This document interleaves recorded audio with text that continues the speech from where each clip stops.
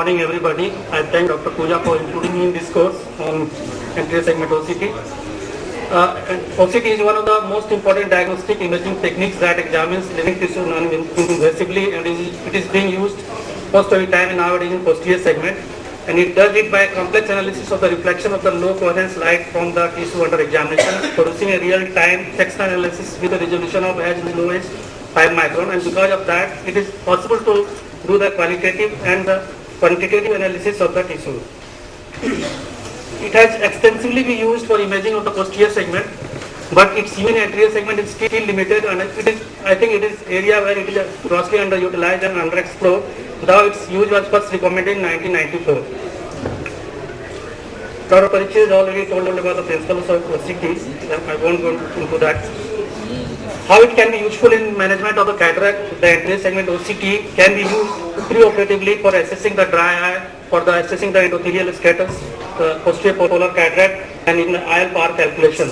Intraoperatively, we all know that femtosecond cataract surgery cannot be done without the use of the OCT. And postoperatively, we can assess the wound, status of the descemetes, IL position, and the status of the posterior capsule. So, coming one by one. Good quality of tear film is necessary for good visual acuity after cataract surgery. Now there are various clinical tests and the investigative modalities are available to confirm the dry disease, but OCT can provide a more objective means of evaluating dry conditions. It can evaluate the lower tear meniscus to see the tear retention in dry eye patients. Tear meniscus cross-sectional area, tear meniscus height, and tear meniscus depth can be assessed with this OCT. And tear meniscus area and height measurements have shown to be very sensitive and specific for the diagnosis of dry eye disease in one or two studies. In a study by Dr. O'Brien, who used ultra high resolution OCT, has shown that dry eye patients have a specific surface irregularities on their corneal epithelium, which can be measured and quantified using a diagnostic index called epithelial irregularity factor or EIF. Fuchs endothelial dystrophy is one of the degenerative conditions of the endothelium of the cornea, which is characterized by gradual loss of the endothelial cells with the onset of corneal edema, which can be long-standing, and if any insult is done, particularly during cataract surgery, this can further go on producing corneal edema. So it is very essential to look for any endothelial dystrophy in patients who are undergoing cataract surgery, and good clinical examination in slit lamp will show up the cataract changes. But anterior segment OCT can tell us about the endothelial surface. It can show some irregularity of if the disease is very early, it can show some irregularity to endothelial surfaces. It can measure the corneal thickness, which is generally increased in case of Fuchs endothelial dystrophy, and later on, once the disease advances, it can demonstrate the epithelial. Here are some examples. You can see some endothelial irregularity on the anterior segment OCT. And patient developed corneal edema. Next day, after few days, the corneal edema was still persisting, showing a thickness of 708 micron with some epithelial bulge on the anterior segment OCT. How it can be useful in determining the IL power. Most of the patients who are going on cataract surgery nowadays, they demand very good quality measure or very good outcome, because nowadays cataract surgery has become a refractive procedure, and whatever methods are available like optical biometer or various formulas, they are basically good for cataract or eyes where no refractive surgery has undergone. But what happens to the patient who has already undergone refractive surgery? These are the patients where you can have the IL power calculation, which is very highly unpredictable. Here definitely anterior segment OCT is going to have. What happens in the patient with the LASIK or with undergone PRK? Because it changes the anterior corneal surfaces. There is no change in the posterior corneal surface. Whatever machines we are using, like keratometer or the machine or optical biometer, it is measuring the corneal power by taking into account the anterior surface, and it extrapolates the power of the cornea by thinking that posterior surface has a fixed ratio with fixed relation or fixed ratio with the anterior segment. But once LASIK procedure has been done, this ratio gets altered because the anterior surface becomes flatter in myopia. So there are chances of error in the IL power calculation. So ideal situation would be to calculate the power of the anterior as well as posterior surface, so that we can determine the accurate IL power in patient who undergone refractive procedure. There are some formula which can give good outcome even in with the same machine, like same keratometer or the optical biometer. like Sama's PL or Heggie-Cell formula, they can give fair estimation because they estimate the corneal power based on the regression formula. But ideal would be to, or the most accurate would be to determine the corneal power measuring the posterior surface as well as the anterior surface. So OCT has shown that it can measure the anterior and posterior corneal curvature and powers in a very predictable or very reliable manner. And OCT based IOL calculation had significantly better effective predictive accuracy than both the Heggie-Cell Sama's PL formula in a study done by 10M Wang and et al. And according to the benchmark standard set by the National Health Services of the United Kingdom in one study by David Wang et al., the OCT based calculation achieved refractive prediction error better than the other formulas, showing that it has very good potential role or very predictive role in calculating the IOL power in patients who undergo refractive procedure. What about cataract?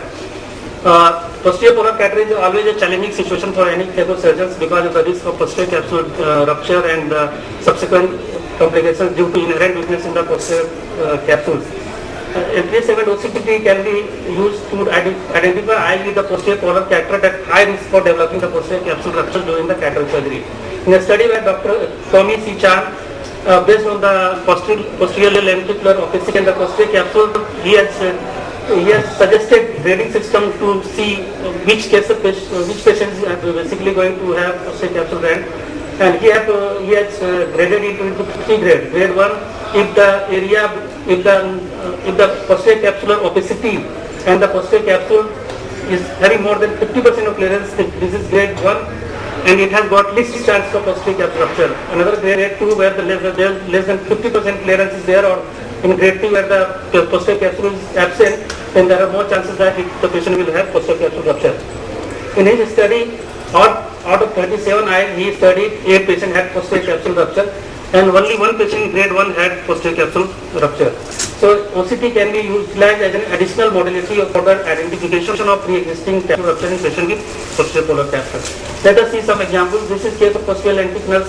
Here on slit lamp there was no deviation for the posterior capsule, so is the MPS-7 OCT. Another example, case of posterior polar cataract, you can see that the posterior capsule is intact throughout. So these patients have least chances of having posterior capsule rupture, but still you have to take all the necessary precautions. Coming to another example, here see the posterior capsule is just this lenticular opacity is going even beyond the posterior capsule. These patients have higher, or you can say the highest chances of posterior capsule rupture during the surgery, and same exactly what happened during the surgery. The patient was implanted with the multi-piece IOL with the entry of the capsule. Another example, you can see there is the excess of posterior capsule here. This is the inferior segment OCT picture of RS3000 by the Nidec machine. This was the case of supra-hard cataract. I did the phaco at the end of the surgery. I could see that there was wound, but the chamber was formed at the end of the surgery. I took the patient to the inferior segment OCT. What I could see is the huge gap in the stroma of the cornea, which was communicating with the external and the internal wound. So I took back the patient to the OT, put one suture and see the OCT changes what is there after the putting the sutures, so the whole thing has closed. So that is the use of assessing the wound status in the patient after cataract surgery. There is no need to go into that because we all know that it is very much integral and indispensable part of managing the femtosecond cataract surgery. Descemet detachment is one of the uncommon but very serious complication of any cataract surgery, particularly phacoemulsification, which can lead to corneal edema. If the corneal edema is very minimal, you can see the descemet detachment DMD even with a slit lamp examination, but sometimes if the corneal edema is too thick, you cannot see beyond that. So in that case, MPS-7 OCT will help in diagnosing, delineating the morphology and monitoring the treatment. Let us see some examples. Here in the wound area, you see some corneal edema, and there is, you can see in the MPS-7 OCT there is descemet detachment on putting air or tamponading with the air. In day 1, the area of descemet detachment has gone, and the patient is now showing normal corneal thickness after just 1 day of the putting air. So that way it can guide. Another example, see the beautiful picture of this descemet detachment. Even with the slit lamp, it was possible to see the descemet detachment. And just putting air tamponade, the patient is out completely. Another example, see this much of the corneal edema, and there is almost total descemet detachment with some attachment at focal areas. again where was infected, even 2 hours later you can see the drastic difference in the corneal edema. Day 1, when you see the OCT picture, the day 1 totally gone. So this way it can help us in monitoring the treatment. This was a case of cataract surgery who came to me after 2 months complaining of decreased vision, pain, watering, photophobia, and on examination there was bulla in the inferior part with the anterior chamber was not clearly visible.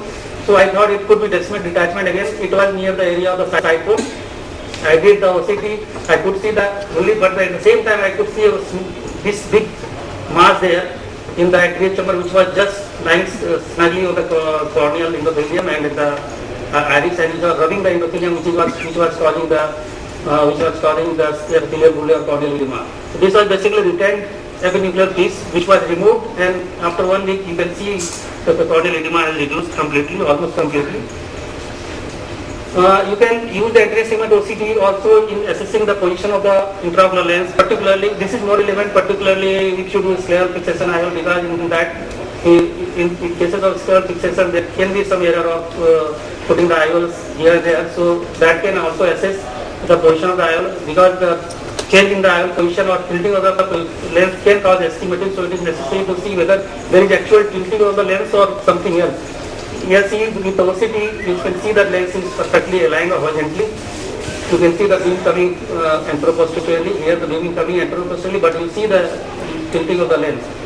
Here again, the lens tilt can be demonstrated by the anterior segment OCT. You can study the posterior capsule also with the help of anterior segment OCT for the development of the PCO, the relationship of the IOL to the posterior capsule, and posterior movement of the IOL after the after laser capsulotomy. This was a case of cataract who came after 2 years with complaint of decrease in vision. On examination slit lamp, I was not sure what this is. Then I did the anterior segment OCT. What I could see was there was huge gap between the posterior capsule and the posterior part of the intraocular lens. There was 749 micron, and this was actually a late capsular distension syndrome. Once I did the YA capsulotomy, posteriorly the whole fluid went into the vitreous. The area became clear and patient also had very good vision. So that is another use of documenting or seeing capsular distension with the anterior segment OCT. So what is the future of the anterior segment OCT as far as examination of the anterior segment is concerned? With the advent of the ultra high speed step source OCT imaging, which can give resolution of 2 to 3 micron, it is possible to complete the scanning of the cornea anterior segment in 250 milliseconds, because it produces 2000 lines per second, which is much higher than the currently available anterior segment OCT or OCT.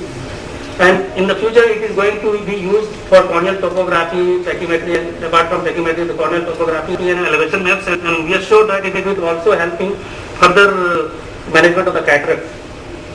So just to conclude, anterior segment OCT can be as helpful in the diagnosis and management of anterior segment disorders, including cataract, as the OCT have been on the macular diseases. But it cannot replace the slit lamp biomicroscopy, but still it can augment or it can just help in making further diagnosis.